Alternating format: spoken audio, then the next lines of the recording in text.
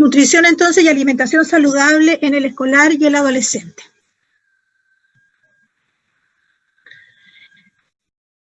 Vamos a partir revisando algunas generalidades, ¿no es cierto?, a manera de introducción en el tema, y decir que los hábitos alimentarios forman parte de la cultura de un pueblo. Cada país tiene, ¿cierto?, un tipo de alimentación que lo caracteriza. Y también, no solamente cada país, sino que cada familia también construye una cultura y una identidad propia en cuanto a hábitos alimentarios. Lo que comen, cuál es la costumbre que tienen de comer, hay alimentos que tienen preferencia por algunos alimentos y hay algunos alimentos que no los prueban. También en términos religiosos podemos decir que la alimentación también está influenciada, ¿verdad? Hay algunos alimentos que algunas religiones los prohíben, alimentos que no consumen, ya dependiendo de sus creencias. Los estilos de vida y los hábitos de consumo alimentario han sufrido importantes cambios en nuestra sociedad, tanto así que en los últimos 20 años han determinado el perfil de morbilidad de la población, donde comienzan a aparecer, ¿verdad?, cada vez con mayor prevalencia las enfermedades crónicas no transmisibles, como la obesidad, las enfermedades cardiovasculares, la hipertensión y la diabetes mellitus. 20 años atrás, o un poco más tal vez, el tipo de alimentación que teníamos nosotros en Chile, a lo menos, era una alimentación bien casera. Una alimentación que se preparaba día a día, ¿verdad? Las mamás generalmente estaban en la casa, no salían al campo laboral afuera, preparaban los alimentos y se tenían también los horarios muy establecidos de alimentación, se compartían las comidas, etc. Hoy el mundo cambió, las mujeres, las mamás salimos todos a trabajar, ya no hay tiempo para hacer para algunas preparaciones, y lo otro es que la mayoría de las personas comienza a elegir el comer afuera. Y el comer afuera generalmente implica comidas rápidas, ¿ya?, que son más orientadas hacia lo que es el sándwich, la fritura, la papa frita, el pollo frito, etc. Numerosos estudios, ya que estamos hablando de los escolares, ¿verdad?, y de los adolescentes, numerosos estudios han demostrado que la nutrición afecta el proceso de enseñanza-aprendizaje. Una adecuada alimentación facilita la máxima expresión del patrimonio genético. Y esto nosotros como país también lo pudimos ver y lo pudimos vivir cuando tuvimos una alta tasa de desnutrición. Esa alta tasa de desnutrición que vivió Chile en la década de los 60 claramente afectó el desarrollo y la capacidad cognitiva de los niños de ese entonces, y no solamente provocó daños a nivel de la capacidad de aprendizaje, sino que también nos limitó en cuanto al crecimiento y desarrollo, especialmente al logro de una talla. ¿Ya? Por eso en algún minuto la población chilena de muy baja talla, situación que ya la hemos ido superando y recuperando. Hoy día, gracias a Dios, no existe la desnutrición, y si existe se da en situaciones muy puntuales. Ahora, aquí hay dos términos que también es importante conocerlos, ¿no es cierto? Y uno es alimentarse y el otro es nutrirse. Dos términos que muchas veces se confunden y que uno los mira como lo mismo, y no es así. Alimentarse es el acto de satisfacer el hambre, ingiriendo algún tipo de comida, ¿no es cierto?, que vaya a saciar esta hambre que presentamos. Es un proceso que es voluntario y que va a estar influenciado por patrones y conductas familiares y culturales también. Y, por supuesto, que también va a estar influenciado por condiciones socioeconómicas, porque cada uno va a comprar los alimentos que le alcance con lo que tiene. Sin embargo, nutrirse es una necesidad de ingerir alimentos que deben cumplir con requisitos de calidad y cantidad suficiente, de acuerdo a la edad, al sexo, al estado biológico y también a la actividad que nosotros desempeñemos.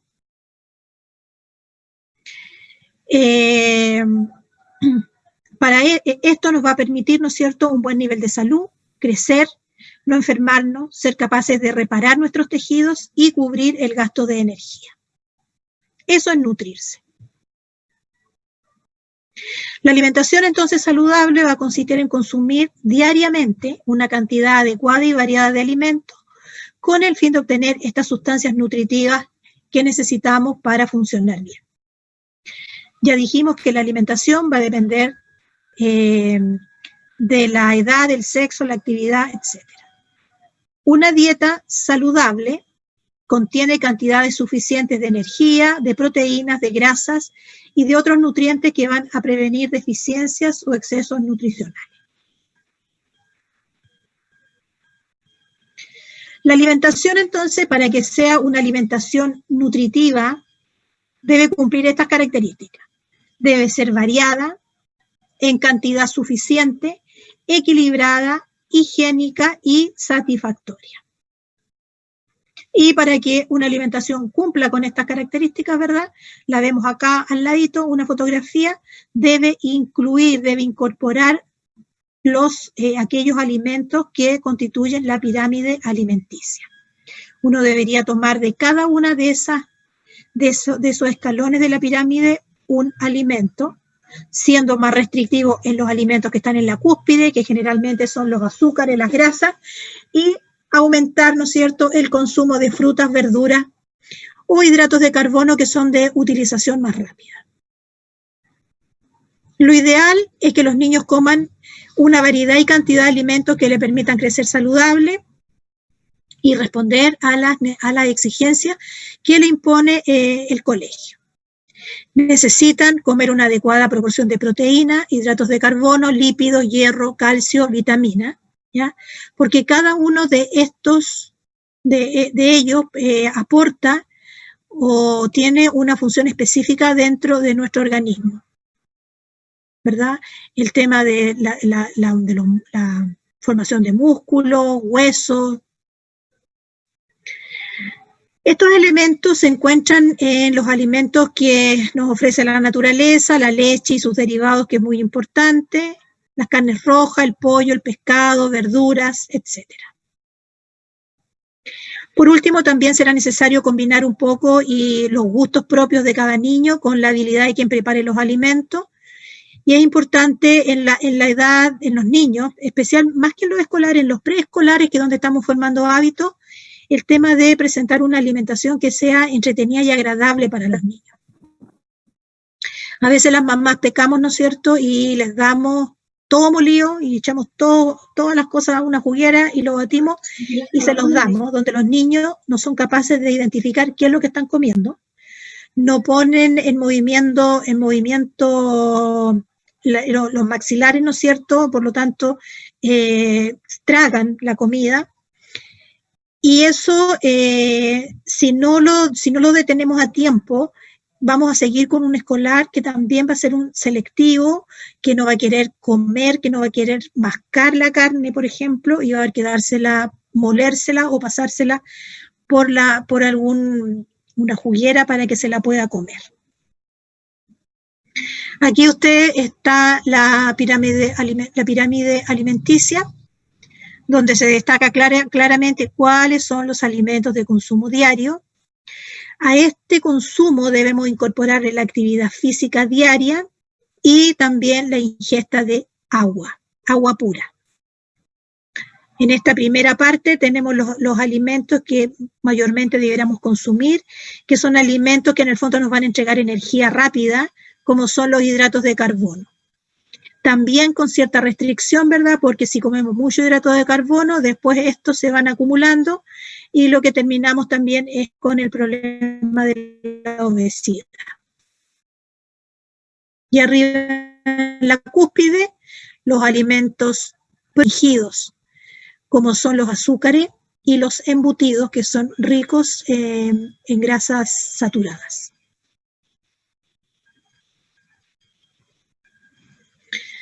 ¿Por qué el niño necesita tomar leche? Bueno, la leche y sus derivados, ¿no es cierto?, aportan las proteínas y el calcio. en la edad del escolar deberíamos dar preferencia a que el niño consuma productos lácteos descremados o semidescremados. Ya la leche entera a esta edad ya tiene más perjuicios que beneficios. Si un niño que está con un estado nutritivo normal, no debiéramos darle leche entera. Si está bajo peso, ahí sí podríamos incorporarla, pero en un niño que está normal y si está sobrepeso, los lácteos debieran ser descremados. La leche, ¿no es cierto? Bueno, las proteínas son esenciales también para formar, mantener y reparar órganos y tejidos del cuerpo. El calcio es esencial para el crecimiento y la mantención de los huesos y los dientes sanos.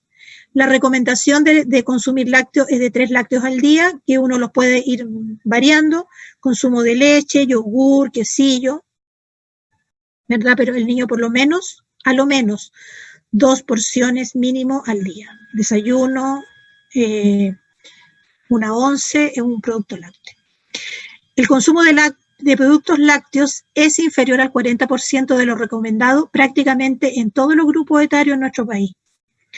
Consumimos muy pocos lácteos. ¿Ya? Muchas veces este consumo también, esta disminución del consumo está asociada con relatos que hacen las personas, sobre todo ya más adultos, que les produce, ¿no es cierto?, diarrea, y eso está relacionado con la lactosa. Entonces, se pueden preferir también alimentos que son sin lactosa. Claro que todo eso aumentan también el valor del producto lácteo, de la leche. El niño necesita comer carne porque le aportan proteínas, zinc, esenciales para el crecimiento, y hierro para prevenir la anemia.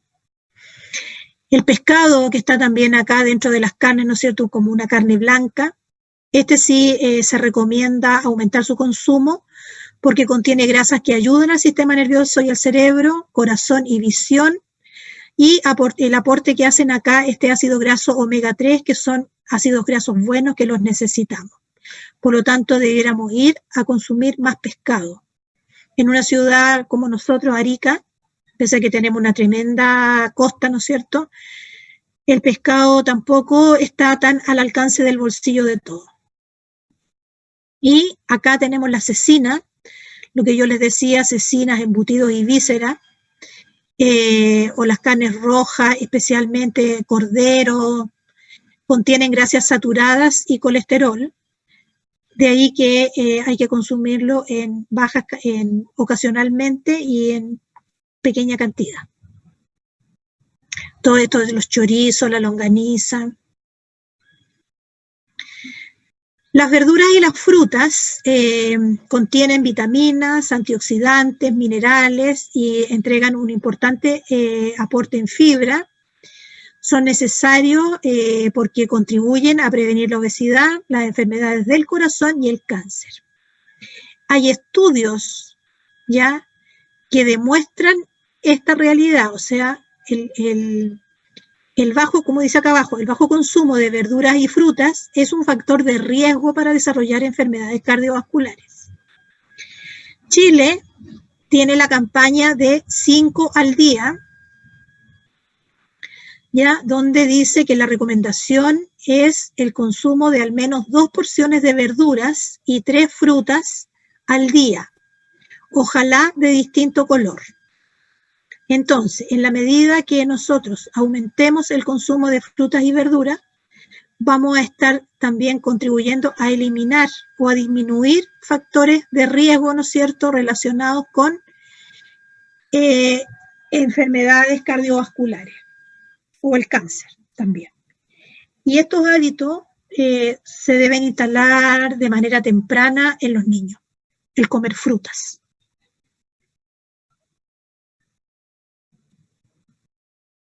Y llegamos a lo que son los hidratos de carbono, como el pan, el arroz, los fideos o las papas. Ya, el pan es un buen alimento, dice, elaborado con harina de trigo, a la que se le ha agregado vitaminas del complejo B, ácido fólico y hierro. En nuestro país hay una norma, ¿no es cierto?, que obliga a las personas a los que hacen el pan a incorporar vitaminas del complejo B, ácido fólico y hierro al pan. Lo que no significa que no podemos comer 5 panes al día.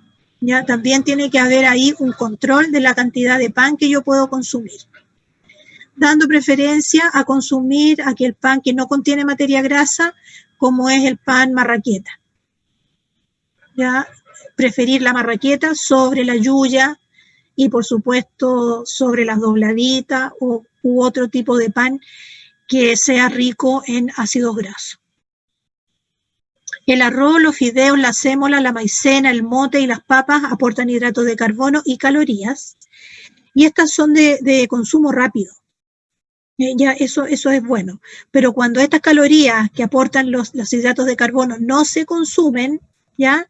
Entonces estas se van guardando después y van constituyendo la grasita y los rollitos que nos van apareciendo. Por otro lado, tenemos que la avena y las leguminosas aportan fibra. Las legumbres tienen un alto valor nutricional. La recomendación es consumirla 2 veces a la semana, pero en general en Chile se da la situación de que el consumo de legumbre es como mal mirado, o sea, comer poroto, así es como penca comer poroto.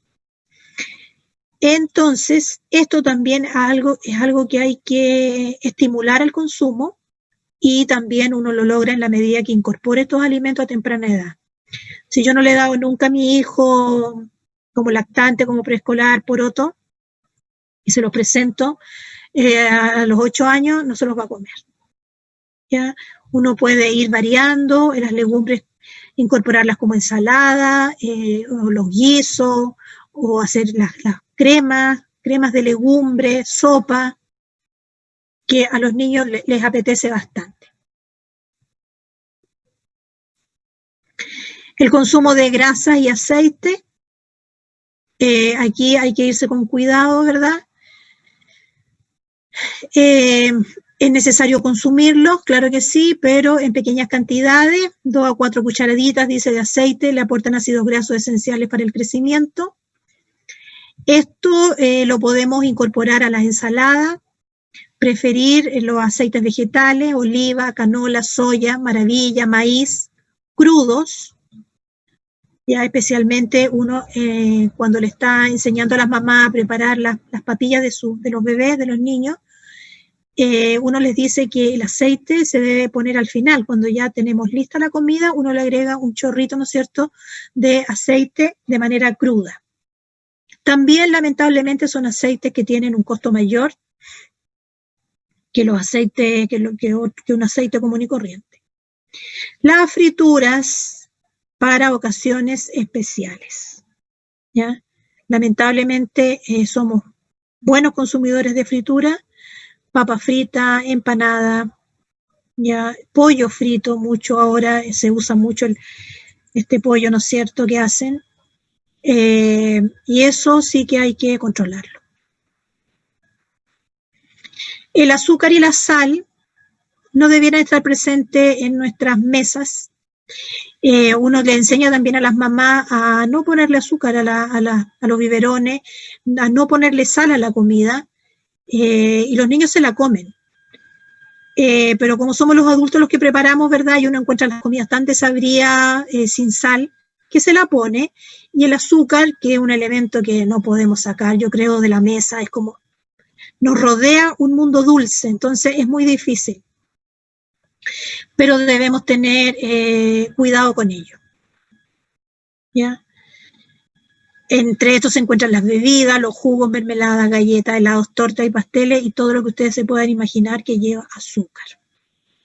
Ojo con el azúcar que le ponemos a la leche de los niños, ¿verdad?, en esas preparaciones, o si hacemos un jugo natural, ojo ahí con el azúcar que le agregamos. La sal, bueno, acá está todo lo que contiene sal, pues las papas fritas, galletas saladas, suflitos y otros alimentos procesados contienen mucha sal. Todo lo que son alimentos enlatados, sopas que vienen en sobre, todos estos caldos Maggi, todos estos son concentrados de sal. Entonces, eso debería estar fuera del alcance de los niños, o sea, fuera de la alimentación de los niños. Pero, como vuelvo a insistir, somos los adultos los que cocinamos a nuestro gusto, entonces los niños terminan comiendo lo que comen los adultos. De ahí que a veces se ha visto que la alimentación que entrega la Junaed, muchos niños no se la comen porque la encuentran mala.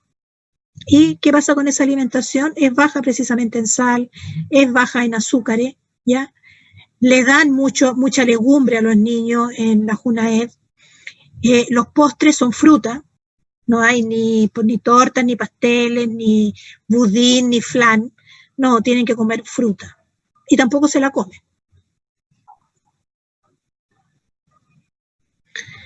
La alimentación saludable para los escolares en particular comienza por un desayuno, por un buen desayuno, especialmente en aquellos niños que van al colegio en la mañana. Ningún niño debería irse al colegio sin desayunar. Y nadie, en realidad, ninguna persona debería salir de su casa a hacer a una actividad si antes no desayunó. Lamentablemente, nosotros, ¿verdad? Si nos miramos nuestras propias vidas, nuestras propias costumbres, a lo mejor nos damos cuenta que la mayoría de las veces salimos tan apurados, nos levantamos tan a la hora, ¿no es cierto?, que no desayunamos. Y esto es como el combustible para nuestro organismo.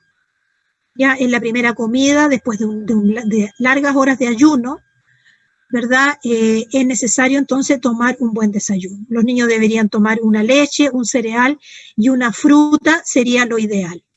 Si no es cereal, entonces la mitad de un pan, que puede ser acompañado con un trozo de quesillo, lo más saludable posible.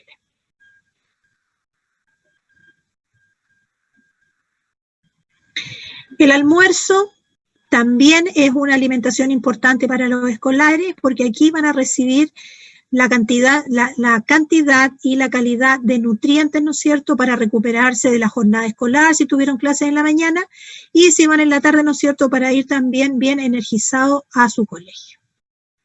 Los nutrientes no solo van a ir a contribuir a lo que es crecimiento y desarrollo físico, sino que también contribuyen directamente al desarrollo mental. Un niño que no come es un niño que anda decaído, un niño que malamente puede poner atención, ¿no es cierto? Tiene problemas de concentración y no le va a ir bien en el colegio. La cena debe ser una cena liviana, temprana, ya no más allá de las 8, y en base a recibir un alimento de alto valor nutritivo es lo ideal. Puede ser trozos de carne, pollo, carne roja, con ensalada, ¿verdad? Y una fruta es como lo ideal. Evitar el consumo de las bebidas y preferir el agua pura. Las consecuencias de una mala alimentación, mal balance nutritivo, baja de peso y o talla de desnutrición, que esto ya no lo vemos, esto sí, aumento de peso, sobrepeso, obesidad, trastornos alimentarios, defensas bajas, bajo rendimiento escolar, anemia, tendencia a enfermarse, bajo rendimiento físico. Aquí vemos un círculo, ¿no es cierto?, que es el círculo de la desnutrición, donde una madre desnutrida, ya lo más probable, y es así, que va a dar un hijo desnutrido, un recién nacido bajo peso, y ese niño tiene dos posibilidades: seguir como un niño desnutrido, ¿verdad?, o recuperarse. Y este niño desnutrido puede dar entonces un adulto desnutrido, pero también, y se ha visto mucho los estudios que se hicieron con los seguimientos que se le hicieron a muchos niños desnutridos que terminaron en adultos obesos. ¿Ya? Entonces, ojo ahí también. Niños que son muy flaquitos y que uno los sobrealimenta, y lo que termina haciendo finalmente es construir un adulto obeso, ¿verdad?, que no es la idea. Pero este círculo hoy día ya prácticamente no se ve. Por tanto, es fundamental educar en hábitos alimenticios, Debemos ponernos en alerta, resguardar y supervisar a nuestros alumnos respecto de su condición física, observar si estos se encuentran dentro de parámetros alarmantes o no, hacer evaluaciones nutricionales y ver en qué categoría se encuentran los niños.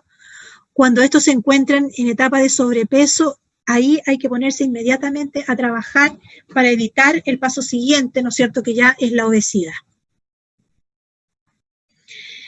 Es necesario orientarlos en el cuidado de su salud, evitando sacrificarla, como por ejemplo evitar desayunar o sacrificarla por querer forzar una baja de peso en las niñas.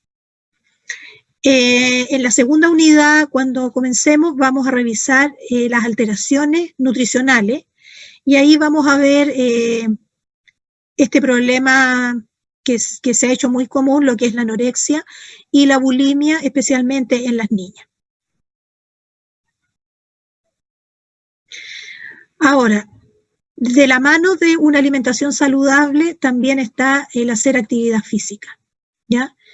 De esta manera los niños gastan más energía y evitan engordar, ayuda al desarrollo y crecimiento, mejora la capacidad de movimiento y aprendizaje, desarrolla la capacidad para resolver problemas, ayuda a la inteligencia, permite compartir también la actividad física, lo que ayuda a tener más amigos, le permite al niño disfrutar de la naturaleza y de la vida al aire libre y también mejora la concentración.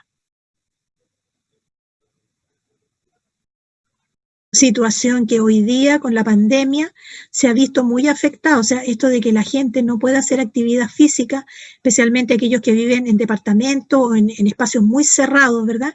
Lo ha afectado más que en la salud física, en la salud mental. De ahí que sea tan importante entonces fomentarla.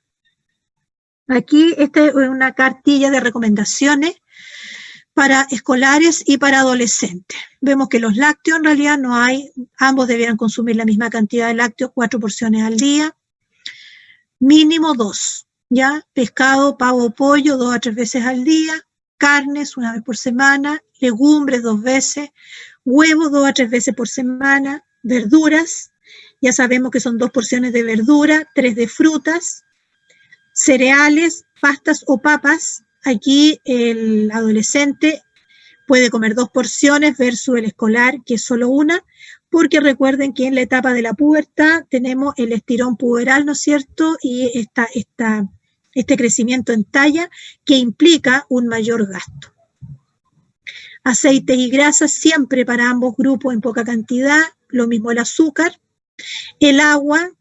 A medida que se va creciendo, va aumentando los requerimientos de agua y el aporte calórico que ustedes ven acá, 1.800 a 2.100 calorías, puede llegar hasta 2.800 calorías en los adolescentes por la etapa de crecimiento y desarrollo en que está. Teniendo ojo también, dígame. En el anterior, donde dice pasta y papas, ¿también se incluye el pan? ¿Cereales, pasta o papa? Sí. Ya, sí, okay. Sí, también se considera el pan ahí.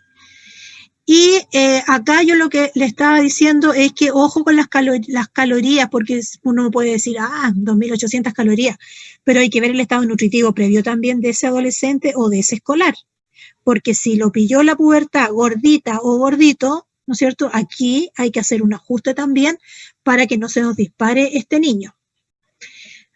Lo mejor siempre es comer harto, o sea, y gastar. En la medida que yo gasto, hago ejercicio, ¿no es cierto? Puedo consumir más, pero no puedo comer y estar sentado viendo tele, porque eso es nefasto. Las recomendaciones, entonces, alimentación balanceada y saludable, comidas familiares. Cuando uno come solo, come más y come mal.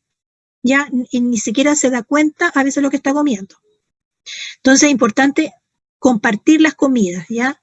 Comer más lento, una comida más conversada, ¿no es cierto? Es mejor evitar comer frente al televisor o computador, lo que muchas veces hacemos. Si es necesario, se pueden incorporar 1 o 2 colaciones saludables, valorar la importancia del desayuno y hacer el hábito de que los niños tomen desayuno. Escolares, adolescentes, universitarios, trabajadores, todos deberíamos levantarnos y tomar desayuno. evitar alimentos con excesivo aporte calórico y de sal. Los adolescentes, como les decía ahí, tienen incrementadas sus necesidades nutricionales para cubrir los requerimientos derivados por la velocidad de crecimiento. Evitar la comida deshora y el consumo de golosina. Y lo otro, evitar comidas también muy abundantes o muy pesadas en la noche, porque eso también son calorías, ¿no es cierto?, que se van en definitiva guardando. Y aquí para terminar, algo sobre lo que son las colaciones. Una colación saludable es aquella que no contiene más allá de 150 calorías. Pueden ser frutas frescas, una fruta pequeña, jugos de fruta natural sin azúcar, frutas deshidratadas, frutos secos en pequeña cantidad, maní, nueces, almendras, que también son ricos en ácidos grasos que son buenos, cereales, ahí se da la posibilidad también del pan, marraqueta o integral, con palta, que también la palta tiene un buen aporte de ácidos grasos, jamón de pavo, quesillo o mermelada, y los lácteos descremados o semidescremados. Esto es lo que se llama colación saludable y esto es lo que también debieran ofrecer los kioscos saludables que están al interior de los colegios. Lamentablemente, si nosotros no educamos a los niños desde antes de la edad del escolar a consumir este tipo de alimentos o a tener un tipo de alimentación saludable, cada vez con el paso de los años se va haciendo más difícil.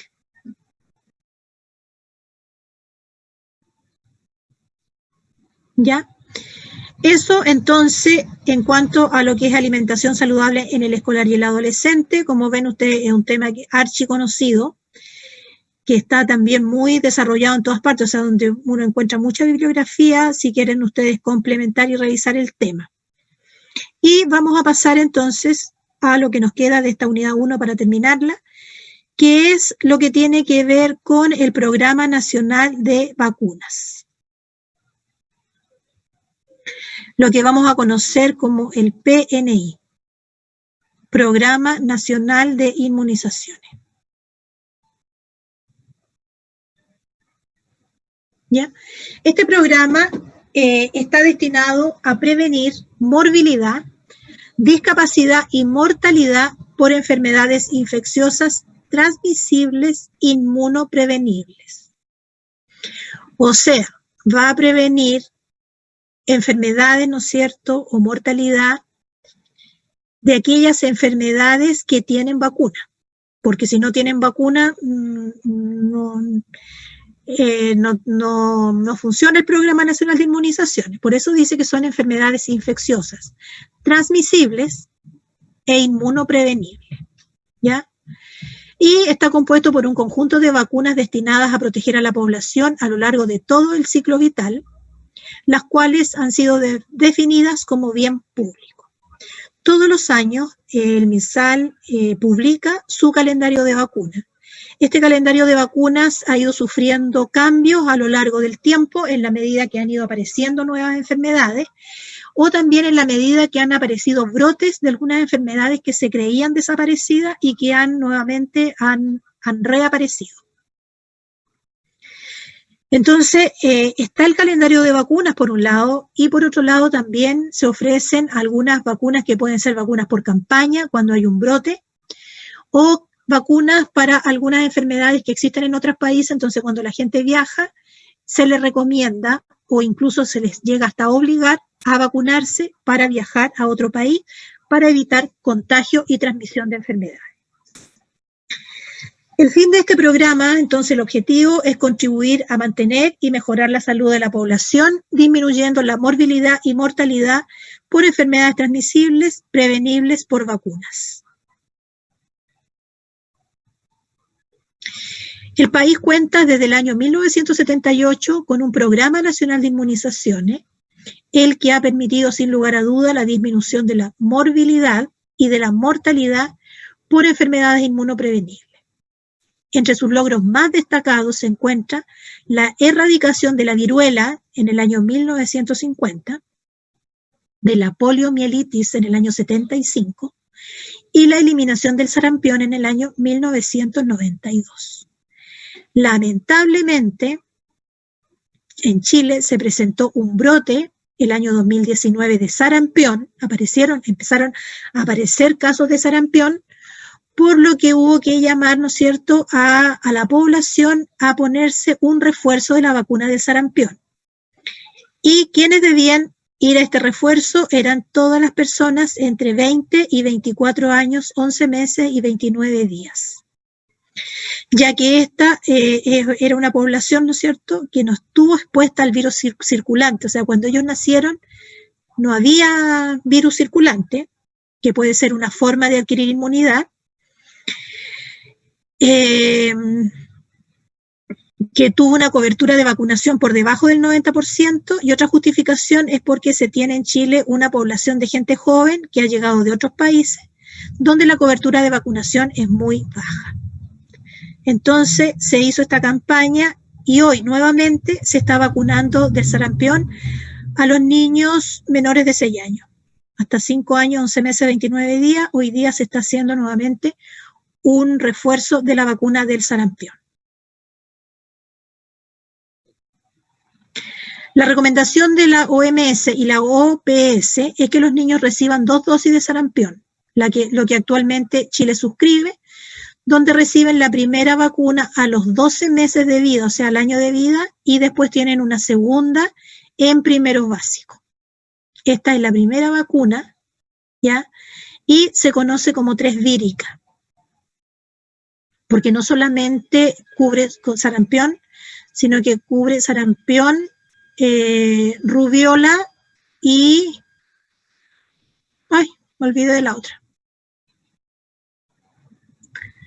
Ahí lo vamos a revisar, ¿ya? Entonces, esta vacuna se pone a los 12 meses y después en primero básico. Chile cuenta con un Registro Nacional de Inmunizaciones, o RNI, el cual surge a partir del diseño y construcción de un sistema informático online que permite registrar todas las vacunaciones, entregando de esta manera la trazabilidad de cada producto y persona inmunizada. Cuando uno va a vacunar a los niños o cuando como adultos hemos recibido alguna vacuna, nos registran en este Registro Nacional de Inmunizaciones. Entonces, cuando uno ingresa a su RUT, puede conocer, ¿verdad?, qué vacunas ha recibido.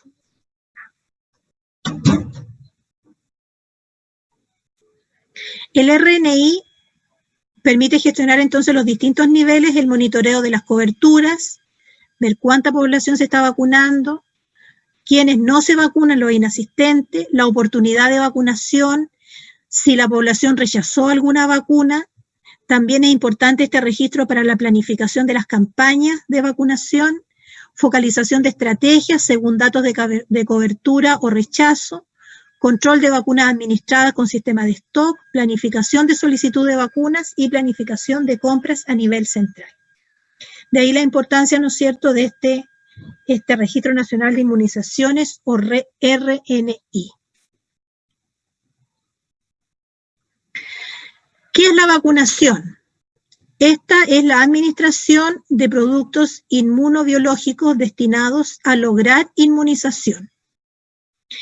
Esto lo que otorga es una protección específica frente a enfermedades infecciosas para las cuales existe, ¿ya? Para lograr la inmunización de la población y controlar el riesgo de brotes epidémicos, se requiere vacunar un porcentaje alto de la población, de alrededor del 90%, que se conoce como cobertura técnica de acuerdo a la evidencia científica.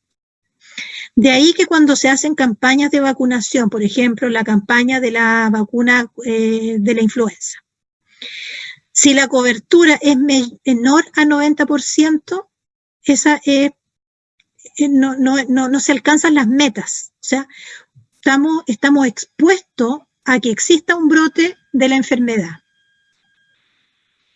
¿Ya? Esto es lo que indica entonces esta cobertura técnica.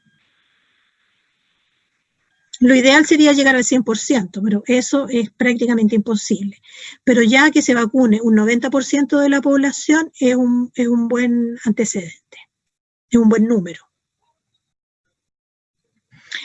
El programa de inmunizaciones está enfocado principalmente en 3 grupos. Los niños, siempre los niños reciben muchas vacunas, las embarazadas y también este programa contempla a los adultos mayores.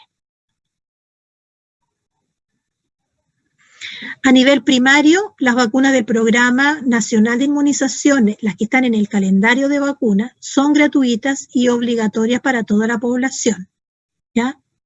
Independiente de la previsión que tengan, y esto está estipulado en el decreto 6 que entró en vigencia el año 2010. Existen en Chile vacunatorios que son públicos y otros que son privados, ¿ya? Pero que están en convenio con las secretarías ministeriales, o sea, con la seremía de cada región. Y de igual manera son gratis. Si yo voy a un centro privado, a un vacunatorio privado, es lo mismo que ir a un vacunatorio público en términos de que no me pueden cobrar, ¿no es cierto?, por la administración de las vacunas que están en el programa. El PNI entonces obedece a disposiciones legales referidas a las enfermedades transmisibles de vacunación obligatoria, cuya versión original data de 1975. Actualizado en enero del 2010, modificado en diciembre del mismo año, donde se establecen las enfermedades objeto del programa y se dispone que el Ministerio de Salud debe asegurar acceso gratuito a vacunaciones seguras y efectivas para toda la población objetivo. Es importante, sobre todo con los niños, cuando los llevamos a vacunar, ¿verdad? Si se produce algún problema en la vacunación, ya sea con la técnica de vacunación o que el niño presente alguna reacción adversa o no esperada de una vacuna, es necesario que eso lo refiramos de manera inmediata al mismo vacunatorio donde el niño fue vacunado.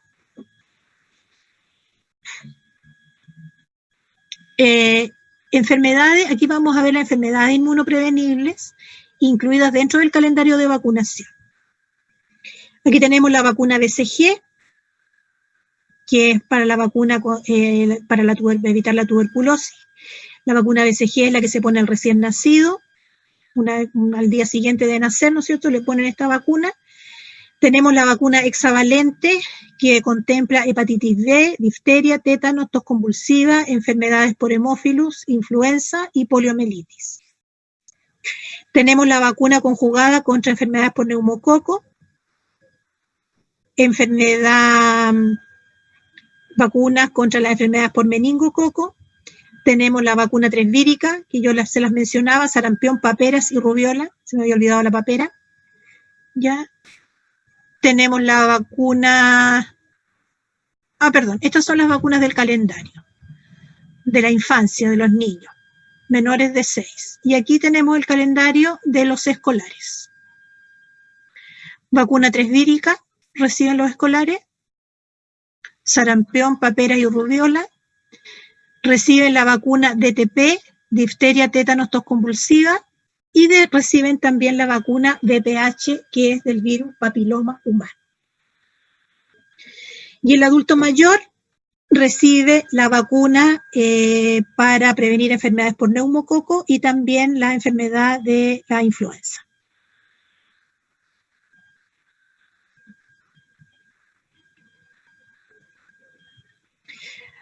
Aquí tenemos la enfermedad inmunoprevenible, tuberculosis, hepatitis B, hepatitis A, difteria, tétanos, tos convulsiva, enfermedades por hemófilus, polio, enfermedades por neumococo, sarampión, rubiola, papera, influenza, enfermedades por meningococo, infección por virus papiloma, rabia, rotavirus, varicela. Para todas estas enfermedades tenemos una vacuna. Y hay otras que se me escapan acá. La vacunación es la medida de salud más eficiente a lo largo de la historia de la humanidad y no existe otro recurso que salve más vidas que las vacunas. Sin embargo, y ustedes lo deben haber leído, visto, hay muchos detractores de las vacunas, ¿ya? Existe también una sensación de que si yo no vacuno a mi hijo no va a pasar nada. Sin embargo, si un porcentaje creciente de la población piensa de esta manera y deja de vacunar a sus hijos, finalmente lo que hacen es solo no exponerlos a ellos, sino también al resto de los niños o al resto de la población que pueden quedar susceptibles frente a un brote de la enfermedad. Esto es lo que ha ocurrido con el sarampión. Si un gran porcentaje de la población llega a convencerse de no vacunarse o de que es malo vacunarse, se puede generar un efecto muy dañino sobre toda la población y existir estos rebrotes de la enfermedad.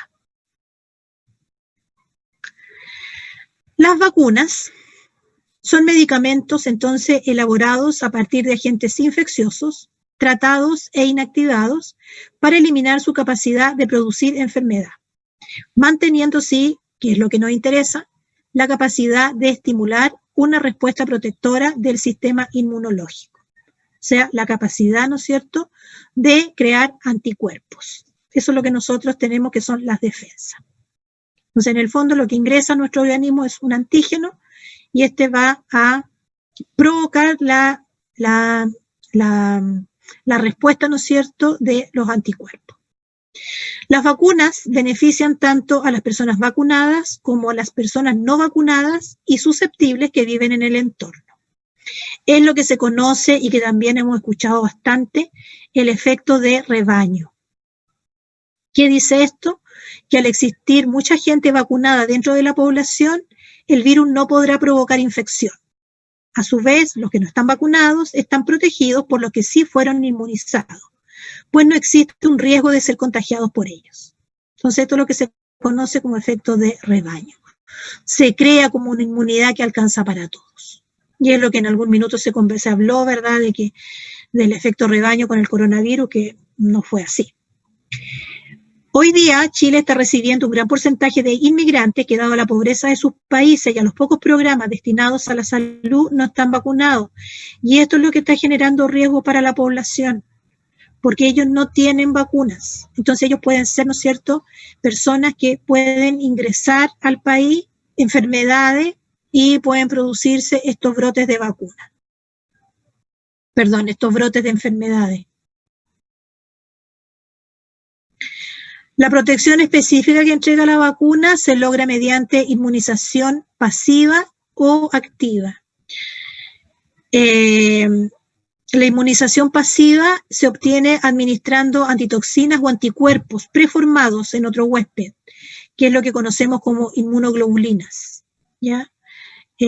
También tenemos como inmunización pasiva los anticuerpos maternos transplacentarios, que pasan, ¿no es cierto?, de la madre al hijo a través de la placenta. El problema de estos anticuerpos que son transitorios. Uno los administra y quedan circulando, ¿no es cierto?, por un tiempo, pero luego se eliminan y desaparece entonces la inmunidad. Eso es lo que es la inmunidad pasiva. Y la inmunidad activa, que es la que entrega la vacuna, consiste en la producción activa y específica de anticuerpos o antitoxinas después de la introducción artificial de un antígeno en un individuo, ¿ya? Y esto sí que puede... esto sí que tiene es mucho más durable en el tiempo. En la inmunización activa, una vez logrado un resultado apropiado, la capacidad de responder eficazmente cada vez que se enfrenta al mismo estímulo antigénico se mantiene entonces por un tiempo prolongado. La eficacia y duración de la inmunidad es diferente para las distintas vacunas. Hay algunas vacunas que dan una inmunidad que es prácticamente de por vida y otras que tienen baja, que es por periodos cortos, y esas son las vacunas que reciben varios refuerzos durante la etapa del lactante sobre todo. Ahora, ¿por qué están constituidas las vacunas? Están constituidas por 4 componentes. Los antígenos inmunizantes, que pueden ser antígenos vivos, atenuados o muertos o inactivados. Están formadas por un diluyente, que es una solución salina, un preservante, que son sustancias destinadas a prevenir el desarrollo bacteriano o estabilizar al antígeno, y también por adyuvantes, que son productos que, adicionados a los antígenos, mejoran la inmunogenicidad y eficacia de las vacunas. Estos 4 elementos son los que están constituidos en una vacuna. No existe la vacuna ideal, Ninguna cumple todos los criterios y aunque muchas poseen un número importante de ellos, cada vacuna posee características propias, ventajas y desventajas que obligan a tratarla por separado. Entonces no podemos meter a todas las vacunas en el mismo saco. La vacuna ideal es aquella que administrada en una sola dosis induce inmunidad definitiva a todos los individuos vacunados. Ese es lo máximo. El Plan Nacional de Inmunizaciones tiene 3 tipos de vacunas, que yo ya se los dije. Las vacunas por programa, que es la que está establecida en el calendario de vacunas que todos los años aparece. Están las vacunas por campaña, que se administran en tiempos definidos y a poblaciones objetivos definidas, dependiendo del escenario epidemiológico, de la existencia de un brote, y las vacunas por eventos y condiciones especiales, que estas se administran, por ejemplo, la antirrábica, cuando hay mordeduras por perro, la antitetánica, heridas cortopunzantes, o por indicación médica por alguna patología de riesgo.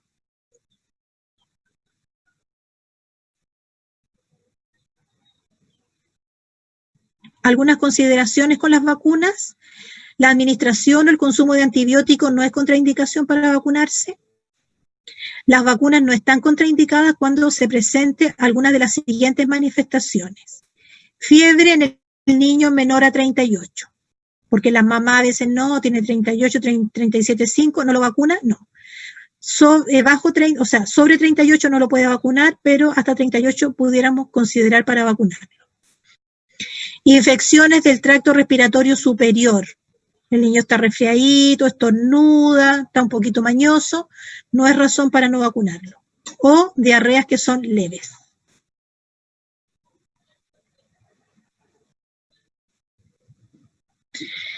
¿Cuándo se debe posponer la vacuna? En enfermedades graves en evolución diagnosticadas por el médico o cuando el médico contraindica la vacunación.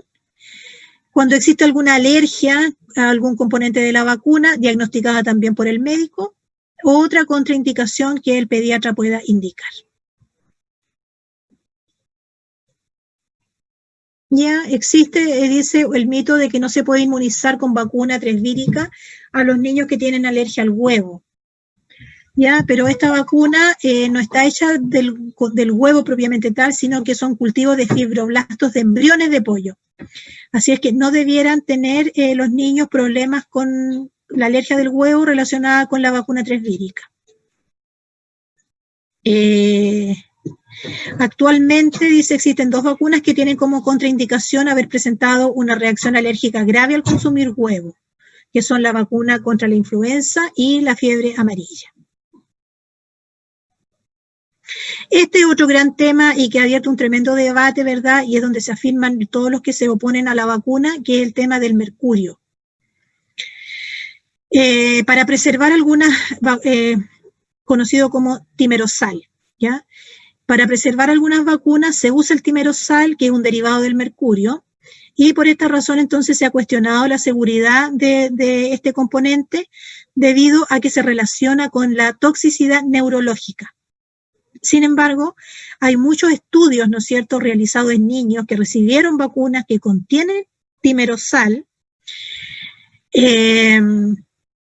y ha permitido al Comité entonces Consultivo de Inmunizaciones concluir que no existe evidencia de eventos adversos en lactantes o niños por exposición al timerosal contenido en vacunas rutinarias y por lo tanto no habría razón para modificar las actuales prácticas de inmunización en Chile.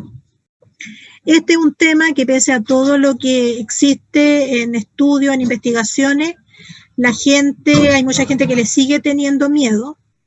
Puede ser razonable, atendible, pero por otro lado también la evidencia muestra de que si no vacunamos a nuestros niños, ¿verdad?, la posibilidad de un brote existe y al final es peor que no vacunarlos.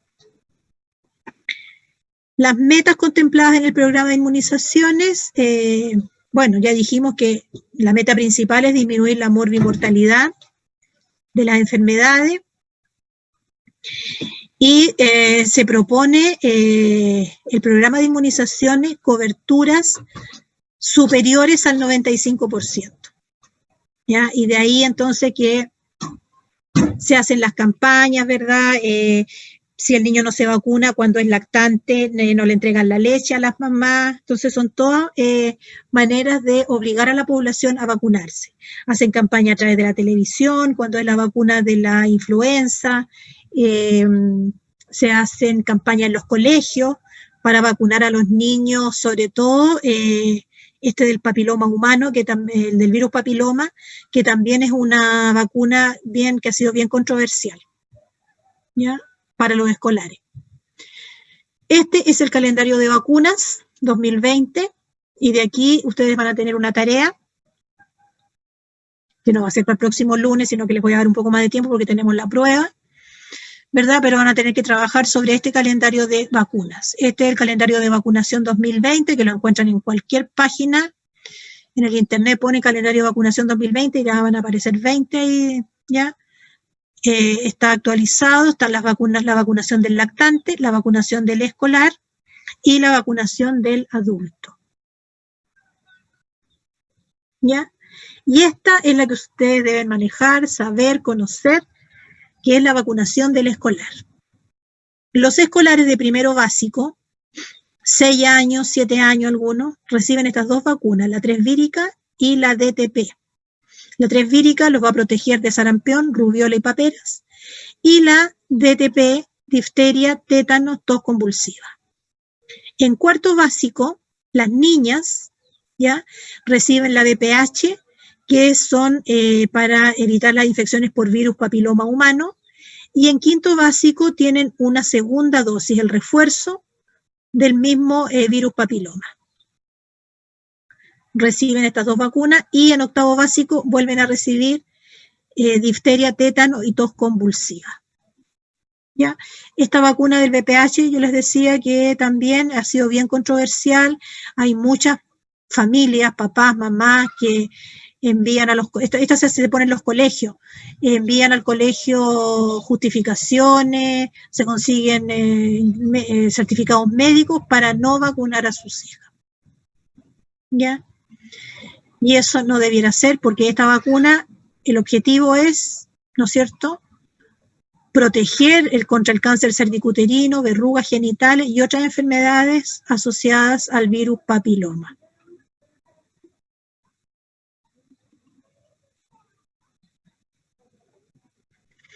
Aquí están nuevamente las vacunas para las enfermedades, ¿no es cierto?, que ya las vimos. Dentro de las que no les nombré aparece el rotavirus, meningococo, ¿qué otra? Antirrábica, vacuna herpes zóster también hay, hepatitis A, hepatitis B, antitífica. Y esta es la tarea. Yo igual se las voy a mandar al ¿cómo se llama?, al intranet. Lo que quiero en la tarea es que la tarea tiene que tener igual una portada.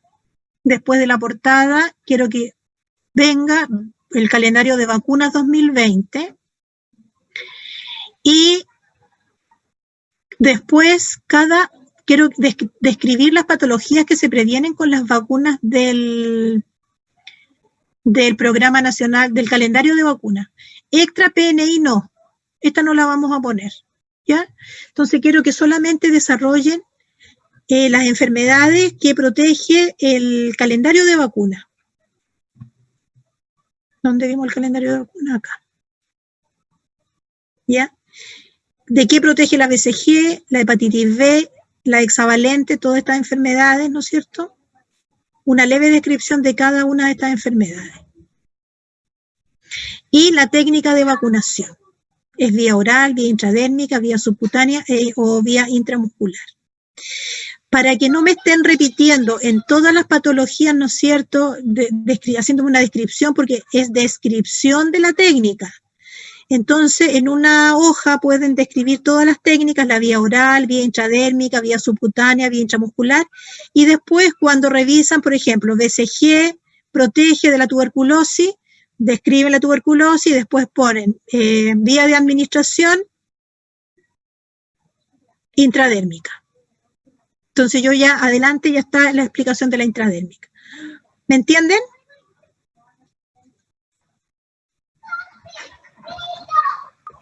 Sí, profe. Ya.